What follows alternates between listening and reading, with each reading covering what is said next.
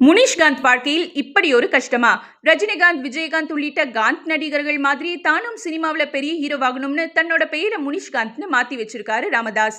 சினிமாவுல வாய்ப்பு தேடி வந்த அவர் ஹோட்டல்ல எச்சில் இலை எடுக்கிறதுல இருந்து கோயம்பேடு மார்க்கெட்ல மூட்டை தூக்குறது உள்ளிட்ட எல்லா வேலைகளும் செய்திருக்காரு. இவருடைய முதல் படமான முண்டாசு பட்டியில 2 நிமிஷ காட்சிகள்ல மட்டுமே நடிச்சிருந்தாலும் ரசிகர்களை யாருப்பா இவருன்னு ஆச்சரியப்பட வச்சாரு.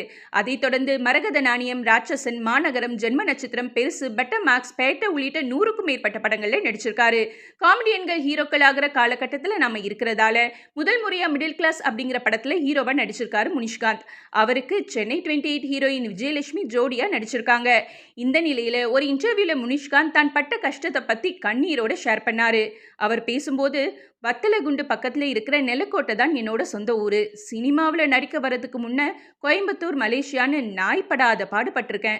சாப்பாட்டுக்கே வழி இல்லாம ரொம்ப கஷ்டப்படுவேன்னு தெரிஞ்சுதான் சினிமாவுக்குள்ள வந்தேன். அந்த வகையில தேட்டர்ல வேலை, கார் கழுவுறது, மூட்டை தூக்குறதுன்னு பல வேலைகளை பார்த்துருக்கேன்.